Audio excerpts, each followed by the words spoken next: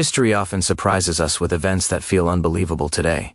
One of those events is the story of England's youngest recorded noble bride, a little girl only 3 years old, married to a 15-year-old noble boy. This marriage was not based on love, and not even based on personal choice. It was a political contract, a tool used by powerful families to protect land, titles, and influence. In medieval England, childhood did not have the meaning it holds today. A child's dreams, happiness, or emotions were less important than the needs of the family. Every noble child was considered a piece on a chessboard. And for girls, this was even more true. They were married off to secure alliances, to strengthen family bonds, or to settle disputes between households. This story is not about romance.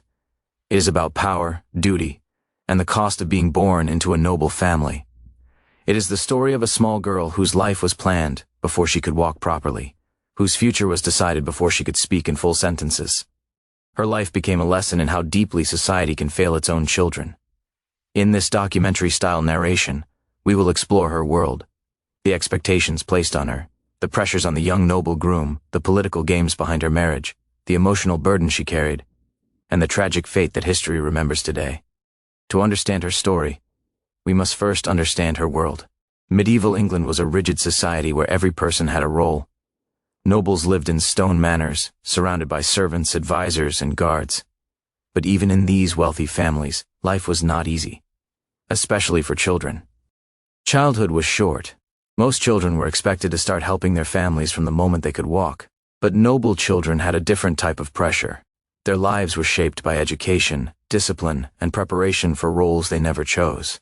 Boys were trained for leadership, warfare, and land management. Girls were trained for marriage, household management, and diplomacy. A noble daughter was not raised for her own future.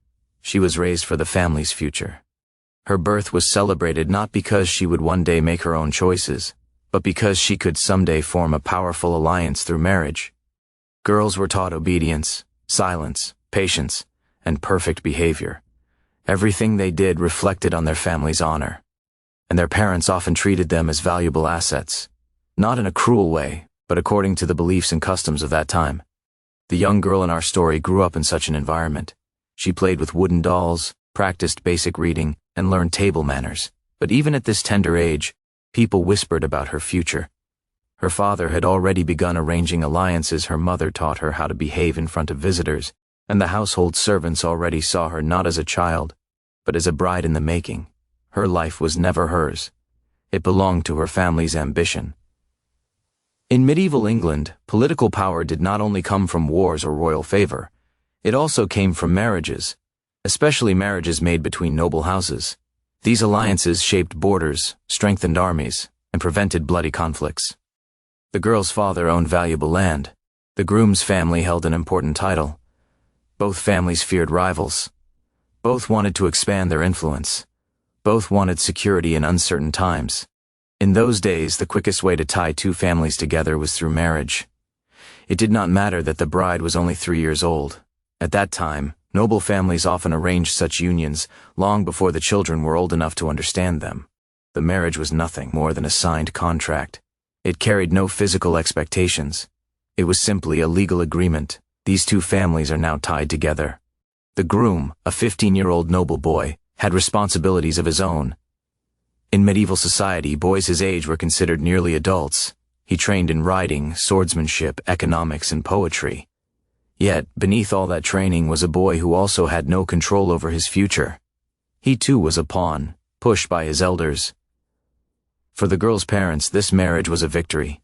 It guaranteed protection from rival families. It promised wealth and influence, and it marked their daughter as a symbol of political strength. For the boy's family, it was a strategic move. Marrying him to a younger bride meant they could guide her upbringing, control the land she inherited, and strengthen their position in the region. Thus the marriage was arranged. 2 children, 14 years apart, bound together by papers, promises, and ambitions, long before either of them could decide what they wanted from life. The ceremony itself was simple. There were no grand celebrations, no emotional speeches, no romantic gestures. It was a small gathering of noble witnesses, a priest, and the two families. The bride, barely out of toddlerhood, wore a small gown made of soft fabric, decorated with lace. She likely did not understand what was happening. She may have thought it was just another family event. She was held by her mother during parts of the ceremony. Someone helped her repeat simple words. The priest blessed the union, and with that, the contract was sealed. The boy, standing stiffly in ceremonial clothing, showed the seriousness expected of a young noble. But deep inside, he was still a child too, overwhelmed by duty, orders, and expectations. The adults exchanged smiles, congratulated each other, and discussed future plans. The girl looked around the room, perhaps distracted by candles or curious about the unfamiliar faces. To her, it meant nothing. To her parents, it meant everything. After the ceremony, she returned home with her family. She did not live with the groom that would happen many years later, after she reached an age considered acceptable for household duties. Until then, she would grow up knowing a future already chosen for her, one she could not escape. Her childhood ended before it began. After the symbolic marriage, life returned to normal, at least on the surface. But everything around the girl had changed. She was no longer just a child, she was now a future lady of another household. This meant she had to be raised carefully, trained fully, and shaped into someone worthy of her role. Her parents became stricter. Every mistake mattered. She was taught to speak softly, to sit properly, to behave with elegance even at a young age. She learned needlework, singing, prayer, and basic household etiquette. Servants whispered of her future duties. Visitors greeted her with respect far beyond her age. She could no longer run freely in the courtyard. She could no longer climb trees or play in mud. Her days became structured around lessons. Her playtime became limited. Her choices became fewer. But the emotional burden was not easy. She saw other children her age enjoying carefree lives. She heard stories of harmless childhood mischief from servant children. She watched her own siblings laugh, shout, and play while she was kept indoors to practice manners. As she grew older, she began to hear more about her future. She learned the name of the boy she was married to. She learned about his family, their lands, and their influence. At times she wondered if she should feel excited, or scared, or curious. But mostly, she felt confused, because she had no say in any of it. Her identity became shaped entirely by expectations. She was not raised to be herself. She was raised to be someone's future wife, someone's political tool, someone's symbol of alliance. And as time passed, she realized she had no escape. While the girl faced her own burdens, the young noble groom carried a different kind of weight. At 15, he was considered nearly a man in medieval society. He trained to manage estates, resolve disputes, and defend his family's territory. Yet beneath the pressure lay a boy who was still learning, still uncertain, still struggling to understand his responsibilities. His marriage to a 3-year-old was not something he chose. His family arranged it for him. He was expected to accept it without question, to show maturity beyond his years, and to treat the union as something normal. He knew the girl would not join him until she was older. He understood that their families expected him to wait patiently. But he also knew that his marriage had strengthened his family's political position. He carried the burden of honoring that advantage. People around him praised him for securing such an alliance. Advisors taught him how to handle political conversations about the marriage. Mentors reminded him of his duties. Yet no one asked what he felt. Sometimes he felt guilty. Sometimes he felt confused about his role. Sometimes he felt the weight of expectations crush him. He too was a victim of a system that valued political gain over human freedom. In many ways, both children lived under the same shadow, a shadow created by adults who believed they were protecting their families, even at the cost of their children's happiness. As the years passed, the little girl grew older. She learned more about her duties, her responsibilities, and the destiny awaiting her. Her tutors reminded her daily of who she was supposed to become. Her mother constantly corrected her behavior. Her father expected perfection. Whenever she expressed fear or sadness, she was told, "This is your duty. This is your role. This is your future." She was raised to believe she had no right to choose. Everyone around her treated the marriage as normal, so she had no reason to question it. Yet she often felt a quiet sadness in her heart, a sadness she could not fully explain. She watched her brothers learn skills, chase adventures, and dream about their futures. She watched other noble girls live under similar pressure, yet she always felt her burden was heavier because she had been married so early. Sometimes she wondered what it meant to be a wife. She wondered whether the young noble boy she was tied to felt the same burdens. She wondered whether her future household would be kind or harsh. But she never expressed these thoughts. Expressing doubt was seen as weakness. Her identity became defined by duty, not desire. And although she tried to obey every rule, the emotional weight slowly shaped her personality. She became quiet, serious, and easily overwhelmed. Her mind aged faster than her body. By the time she reached her early teenage years, she was no longer a child at all. She had become a reflection of medieval expectations, carefully trained, emotionally burdened, and painfully aware that her fate was already sealed. As she approached the age when she could finally join her husband's household, another shadow began to rise around her. Court politics. The medieval court was a dangerous place filled with rival families, secret alliances, and constant tension. Noble families competed for lands, royal attention, and influence. Every alliance was watched closely, every marriage analyzed. Her marriage to the young noble boy made her valuable, but also vulnerable. Some families envied her position, others feared the union's power. A few even tried to sabotage the alliance through rumors or manipulation. Any mistake she made was judged harshly. Any sign of weakness was noted. Political pressure made her anxious. She lived in fear of angering the wrong person. She lived in fear of disappointing her family.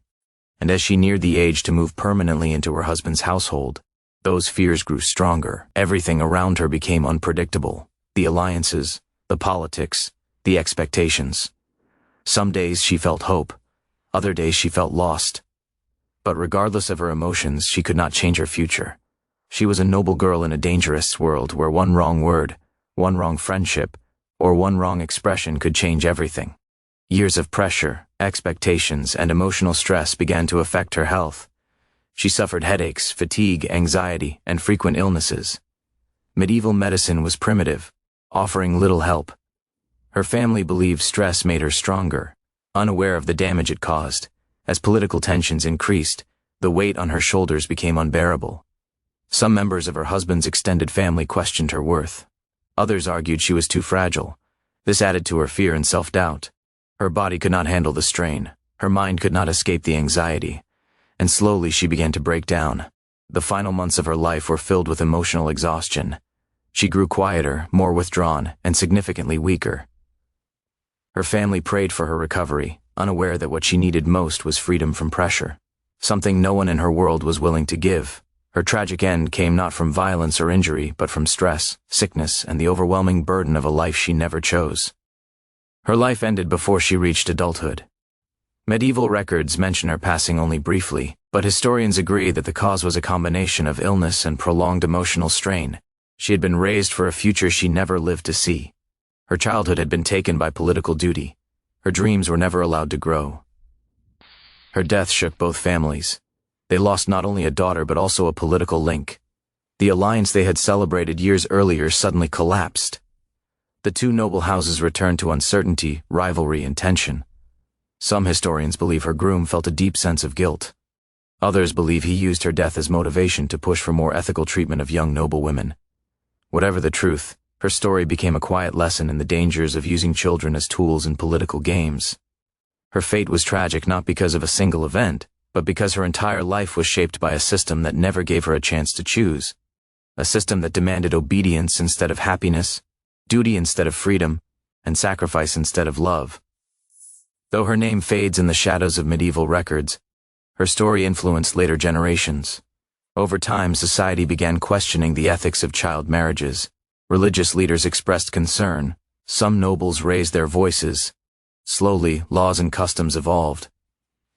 Her story became an example in debates about childhood rights, noble responsibilities, and the emotional harm caused by early marriage arrangements.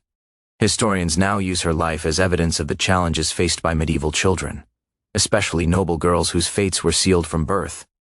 Even though she never became a queen, a powerful noblewoman, or a historical icon, her life carried meaning. It became a reminder of the countless children throughout history whose voices were never heard. Her legacy lives on through the lessons her story teaches us today. Her life was short, but her story is long-lasting. She was born into privilege, yet she suffered under expectations. She gained a noble marriage, yet lost her childhood. She had wealth around her, yet lacked freedom and choice. Her tragedy shows that even in powerful families, children were vulnerable. Even in stone castles, hearts could break. Even in noble households, innocence could be stolen by duty. Today, when we look back at her story, we learn not only about medieval customs, but also about the importance of protecting childhood, safeguarding emotional health, and giving young people the power to choose their own destiny. Her story reminds us that history is not only about kings, queens, and wars, it is also about ordinary children caught in extraordinary circumstances. Let her story be a reminder of the value of freedom, of the cost of ambition, and of the quiet tragedies that shape the world we inherited.